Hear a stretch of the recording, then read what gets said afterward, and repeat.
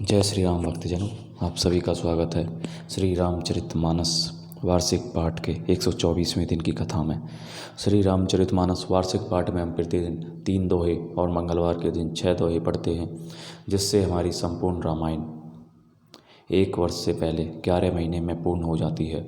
जिन भक्तजनों पे समय की कमी रहती है वे प्रतिदिन 10 से 15 मिनट देकर अपने जीवन को सफल बना सकते हैं। मनुष्य जीवन केवल खाने पीने व पहनने के लिए या भोग करने के लिए नहीं, बल्कि मनुष्य के जीवन में भक्ति करके प्रभु का नाम लेकर अपने मनुष्य जीवन से मोक्ष प्राप्त करना होता है। तो बुढ़ापे का इंतज़ार ना करके जवानी में बचपन में ही हमें भक्ति की शुरुआत कर देनी चाहिए और बुरे कर्मों को त्याग कर भक्ति मार्ग पर चलना चाहिए। तो जिन भक्तजनों को भक्ति मार्ग पर चलना है वे मात्र 10 से 15 मिनट देकर इसकी शुरुआत कर सकते हैं। श्री रामचरितमानस, जो कि श्री तुलसीदास जी द्वारा रचित है, एक महान रचना है। श्री रामचरितमानस वार्षिक पाठ आरंभ करने से पूर्व हम सभी देव देवताओं को प्रणाम करते हैं, उनका आवाहन करते हैं कि वे भी हमारे श्री रामचरितमानस में सम्मिलित हों और हमें अपना आशीर्वाद प्रदान करें, हमें सद्बुद्धि प्रदान करें। बोलो जय श्री रामचंद्र की जय। सर्वप्रथम शिव शंकर भोलेनाथ जय, पार्वती माता की जय, दुर्गे माता की जय, सभी गुरुजनों की जय, सभी देव देवताओं की जय। प्रणाम कि वे हमारी श्री रामचरितमानस में सम्मिलित हों और हमें अपना आशीर्वाद प्रदान करें। बोलो जय श्री रामचंद्र की जय। तो शुरू करते हैं आज की कथा। समाचार थे ही समय सुनी सिय उठी अकुलाई, जाई सासु पद कमल जुग बंदी, बैठी सिरुनाई, मंगल भवनी मंगलहारी, द्रवौ सुदशरथ अजर विहारी। उसी समय यह समाचार सुनकर सीता जी अकुला उठी और सास के पास जाकर उनके दोनों चरण कमलों की वंदना कर सिर नीचा करके बैठ गई। दीनी आशीष सासु मृदुबानी, अति सुकुमारी, देखी अकुलानी, बैठी नमित मुख सोचती सीता, रूपे राशि पति प्रेम पुनीता। सास ने कोमलवाणी से आशीर्वाद दिया। वे सीता जी को अत्यंत सुकुमारी देखकर व्याकुल हो उठी। रूप की राशि और पति के साथ पवित्र प्रेम करने वाली सीता जी नीचा मुख किए बैठी सोच रही हैं।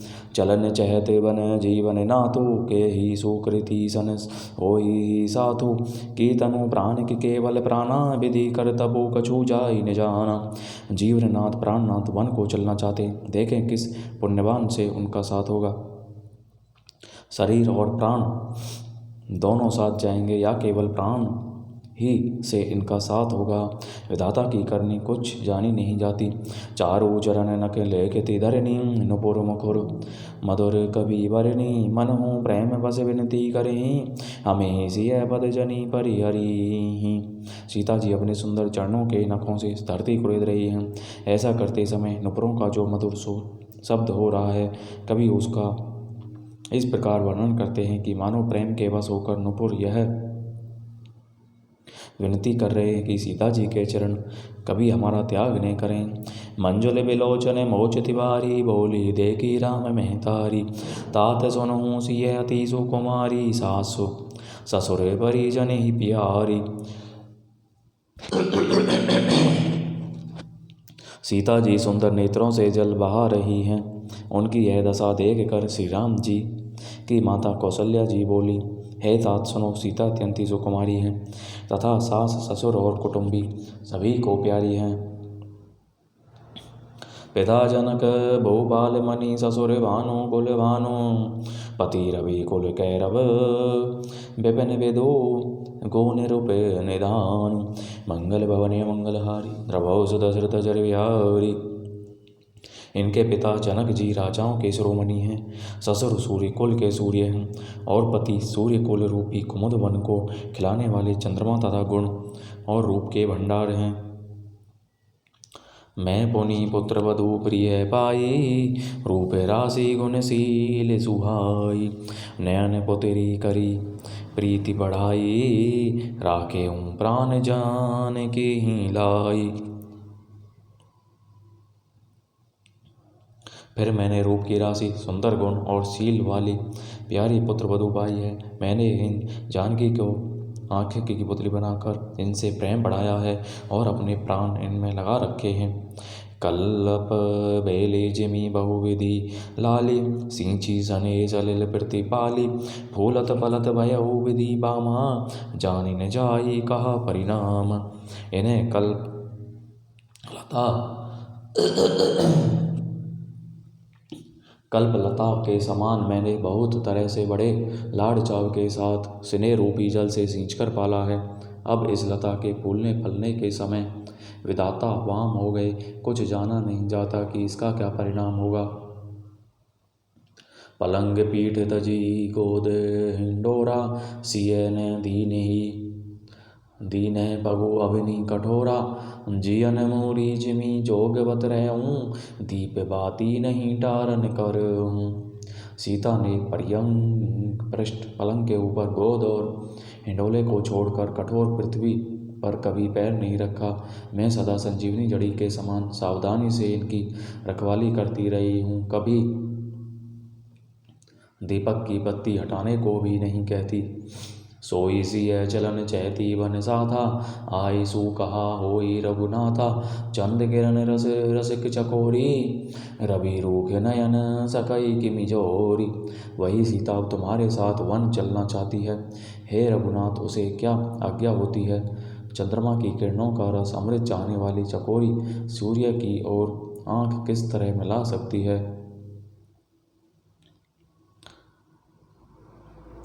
करी के हरि निशिचर चरहि दुष्ट जंतु बन भूरी विष वाटिका की सोसत सुभग सजीवनी मोरी। मंगल भवनी मंगल हारी द्रवौ सुदशरथ जर विहारी। हाथी सिंह राक्षस आदि अनेक दुष्ट जीव जंतु वन में विचरते रहते हैं। हे पुत्र, क्या विष की वाटिका में सुंदर संजीवनी बूटी शोभा पा सकती है।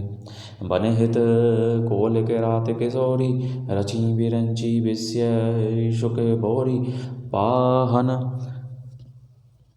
कृमि जिमि कठिन स्वभाव तिनहि कलेसु ने कानन काऊ। वन के लिए तो ब्रह्मा जी ने विश्व सुख को ने जानने वाली कोल और भीलों की लड़कियों को रचा है, जिनका पत्थर के कीड़े जैसा कठोर स्वभाव है। उन्हें वन में कभी क्लेश नहीं होता।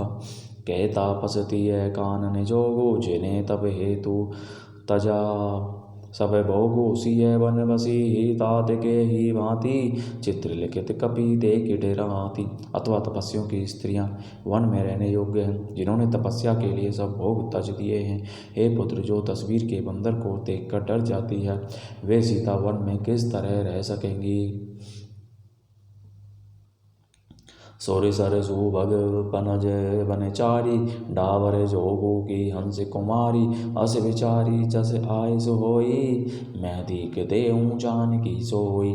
देव सरोवर के कमल वन में विचरण करने वाली हंसनी क्या गड़ैयों तलयों में रहने के योग्य है। ऐसा विचार कर जैसी तुम्हारी आज्ञा हो, मैं जानकी जी को वैसी ही शिक्षा दूं।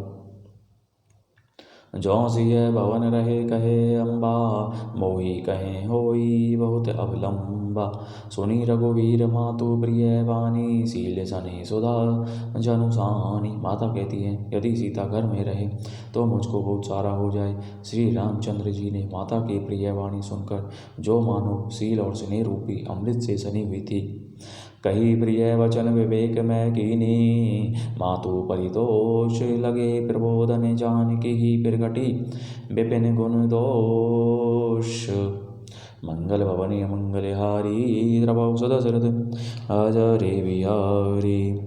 विवेक में प्रिय वचन कहकर माता को संतुष्ट किया, फिर वन के गुण दोष प्रकट करके वे जानकी जी को समझाने लगे। मास परायण 14वां दिन। बोलो जय श्री रामचंद्र की जय। तो इस प्रकार भक्तजनों, आज की कथा का विराम यहीं पर होता है। यदि हम मासिक पाठ का पाठ करते तो आज के दिन हमारा 14वां विश्राम होता, परंतु वार्षिक पाठ में हमारा 124वां दिन का पाठ है। बोलो जय श्री रामचंद्र की जय। सभी देव देवताओं का बहुत बहुत धन्यवाद जो हमारी श्री रामचरितमानस में सम्मिलित हुए। प्रभु श्री रामचंद्र और शिव शंकर भोलेनाथ उनका कल्याण ही करें। बोलो जय श्री रामचंद्र की जय। सभी का कल्याण ही करें। जय श्री राम।